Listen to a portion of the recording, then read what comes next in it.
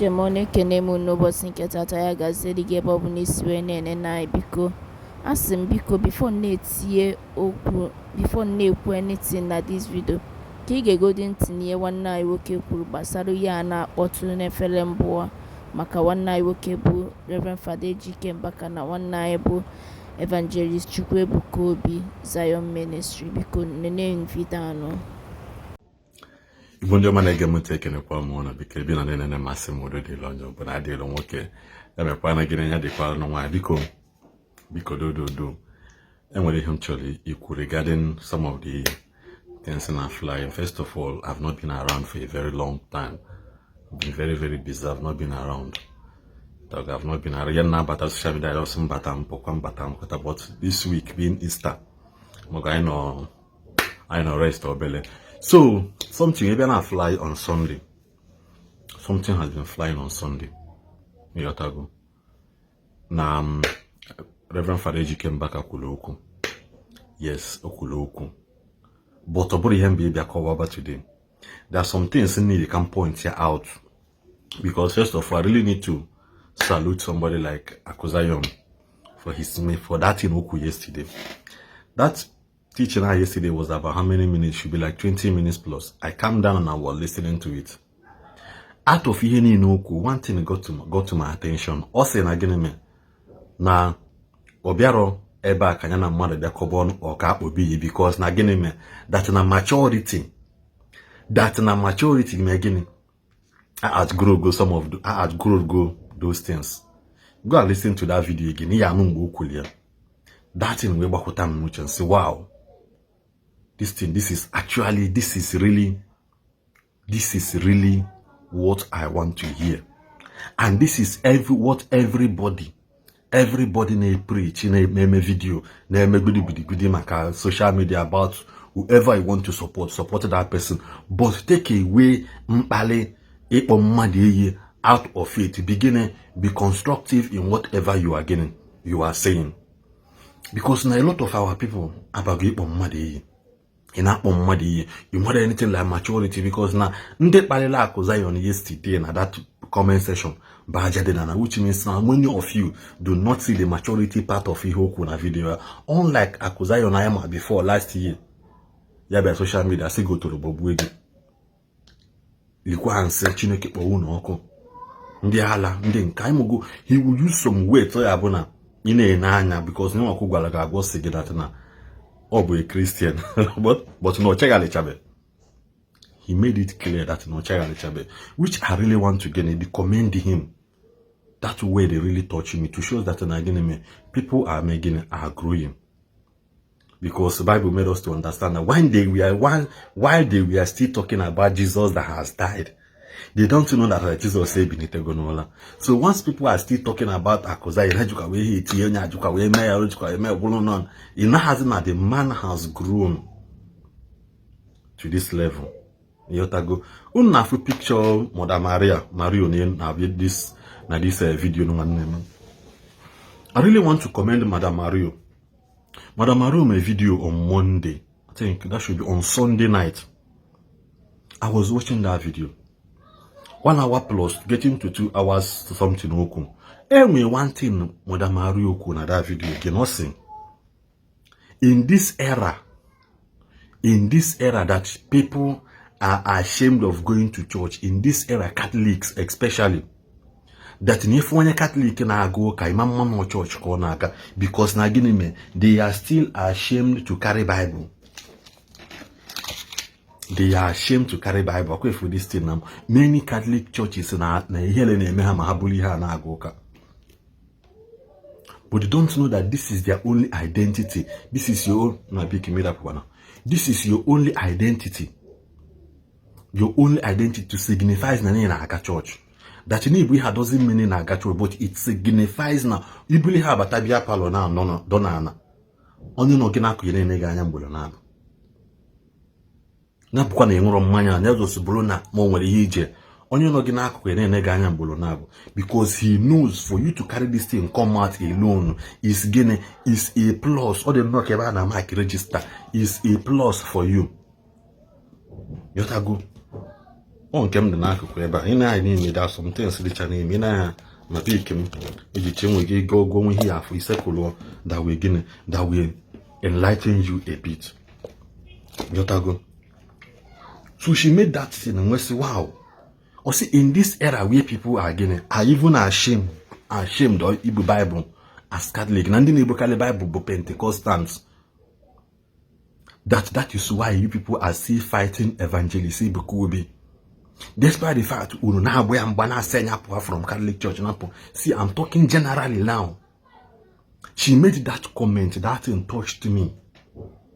Because a lot of us, amugo, that's a no. One lady, video ya video, Igbo, that is why sometimes now I watch some of the dance steps in the man they introducing a church, I'll be like, what is really happening? The church of God is under an attack. Just that that's a promise that say that the gate of hell shall not prevail. That is the only thing that is still keeping us. Manobolo mbani na abuka abago oka mbani na abuka kafun oka mechi today. Abago oka gine mbani ne aya abuka kafun agine me na oka mechi today, using media as a form, using media as a means of destabilizing a lot of things in a man worker today. Man of God, the media twist here, post we actually post. And woe betide to any media personnel who twist what people has not said just to gain followers or just to mislead the people. Woe betide unto you, because now when a vision came to Daniel, I think Daniel chapter 8, when he was talking, starting from verse 16, check and chatter that please. Sorry, I'm like, but I know I saw that in this morning. Daniel chapter 8, starting from verse 6. Now, my area of special over verse 20. Man, I go verse 16. Always again, and I heard a man's voice between the banks of the Ulai, who called and said, Gabriel, make this man understand the vision awful. The next chapter to verse 20. Always say, the ram which you saw, having the two horns, are the kings of Media and Persia. In Daniel chapter 18 verse 20, when Daniel was, there is a vision. Naga on, even from verse 8, it started with a king. But that is not why I'm here. Always at the beginning, a media, now these horns has been lifted up their head. That one represents Media and Persia. Because again, it is not just a media, this is a weapon. This thing in Afri is a weapon, not just a media. Media, blue video, no. You are fighting it, you are saying something that can either make somebody or destroy that person. Evangelist could be a video, but his heart was bittered.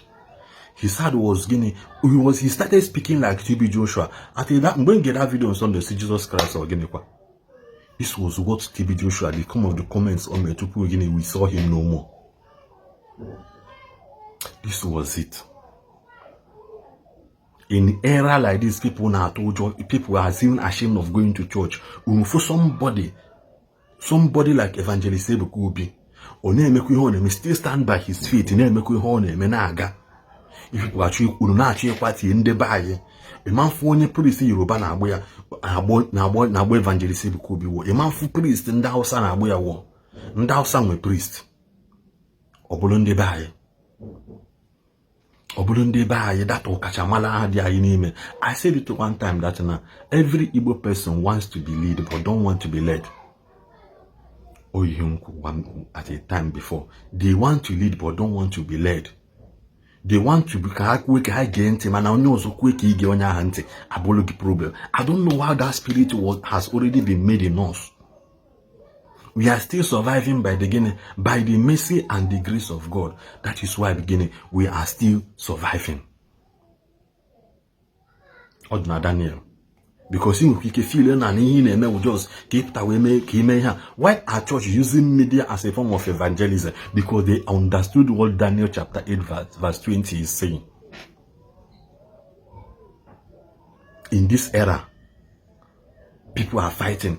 Okay, now evangelist Ebuko people are from Catholic Church now, as a body, as his covering, not between him.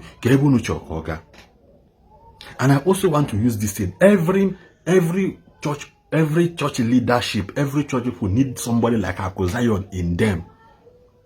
Everybody know today need somebody like Akozion in them, because what about you don't like Jesus? Jesus needed somebody like Peter.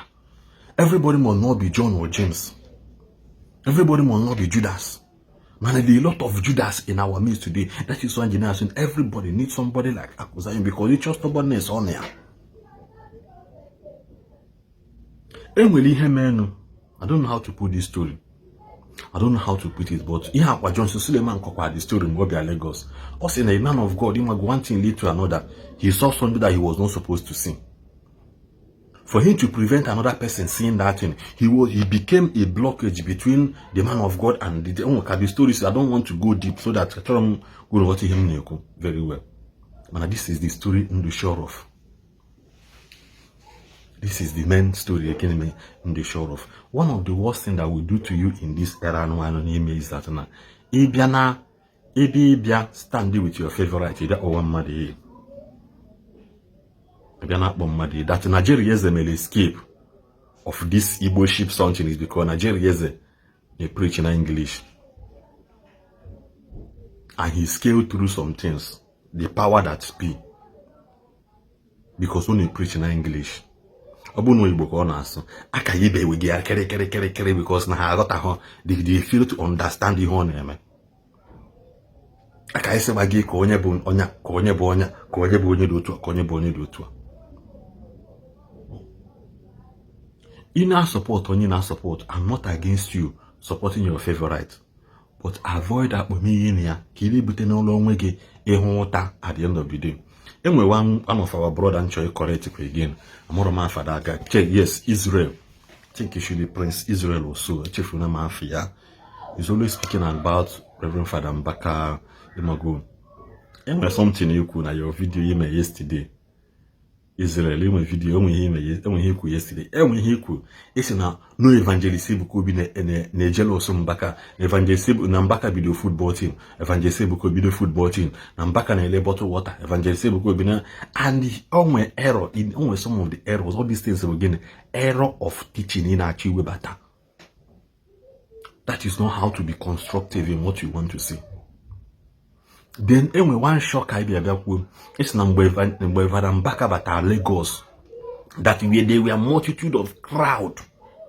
They were multitude of crowd bata Lagos. Lagos TB Joshua Makonia Oyedepo nonia. He made mistake. Let me tell to you now, Kewata. Oyedepo started Living Field started in Kaduna State. If you know the story very well, Living Field started in Kaduna State. The last year before Living State exploded was when Oyedepo was preaching, and the Spirit of God led him to come outside. Always thinking that he saw a dark veil covering the church, and he commanded the dark veil to leave. That was how the church in Kaduna started growing. He left Kaduna 1989 to come and establish Lagos State. I think he moved to Ota, Canaan land. It should be maybe the lower that should be 1998 or 1999. That was when the building started. I don't know much about that again. So in Achigwam na Mbaka be adapt during those time I need them those things. In Achigwam during those time ni now. We live in an era of social media, in an era where things are all over the internet. It's an ego sigon onyo evangelist bukobi gogolo. Oh yeah, ni abonya 1 million. Ego sigon onyo evangelist bukobi gogo. Go act from accident, go from wheelchair. Ni agwa mother 1 million. See, there are thousands of videos online which you have to go again and check out for yourself. Yotago. Desist from this this preaching because if I'm listening to you, I'm seeing between you and Matthias. That Israel, that young man, because you are still in your youth. At least Asiba, you be 45 years. You are still in your youth. So boy, guy, man, I'm still right. So biko nwanna, stop this era of comparison. I want onye na compare with anybody. Ufu alaji ka na achiri efi. But for people like you, now, you now have another man of God. Yes, everybody when their errors. Actually, they are men before of God. How when their errors, but that doesn't justify Udiya in Apple. Udiya in Apple and this propaganda in your push. It's even evangelist could be a kubi gumakan and father mbaka kulegu. The evangelist could be put on going from this thing. Or ya be alpha. Or ya be alpha. Obon and the one way the highest preachers in the European one. Which means ayahana ikunu be that. Which means ayahana ikunu be that. Can't we just sometimes organize ourselves and matter that this is media that are pushing because of this end time anonymia, and they are using media to push things. That is why actually scatter mad marriage now. They push you on media. Actually push bad news. They push you on media. Nenda bia gwende mother why you see Bex. CBX investment or media can use using your popular influencers to promote something that they know not how you hear that will eat people's money in 6 to 8 months time. Because media is powerful. So my brother, be very, very careful in what you are doing and what you are saying. Yet that Israel, I should be or Prince Israel again. I will find a way picture here in this video. So please, Biko, do. I had a mbaka. Mana with my little understanding no more. I'm an awful allergic and actually. I'm a making awful allergic and actually. And we brought one answer for go natural like me. Alum Sama servant for 5 years. 5 solid years na Catholic Church. Our Lady of Fatima Cathedral Jos. Go and ask. Our Lady of Fatima Cathedral Jos. 5 solid years. Can the altar boy there. And there's some bulletin. In that era, you hardly see people who Bible be church. Him, Ejiago, responsorial Sam. That is what they are carrying at their church. Check kwamba na internet hadi na rampant which is the now. That time had no small now. Yana wage esum nande serve with the first mass of Ignatius Kaigama Ayo Kaigama.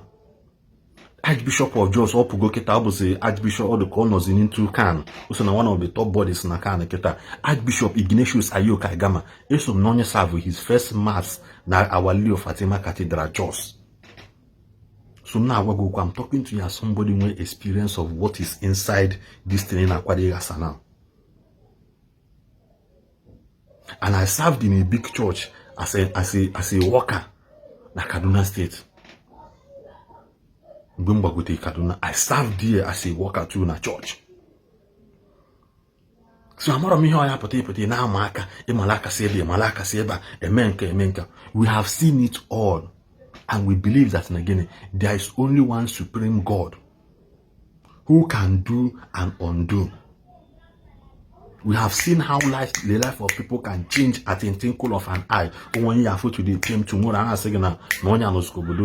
This is, I have seen what God can do in the life of people. Good morning, Lagos. Good night, London. What are you saying? Sometimes we make we like this. Some of the errors you guys are saying on social media like this. Or don't come police sense on you. Go and order sense from Temu. I will pay. This time around, some of you need to go and order sense from Temu, and we will pay for it. God,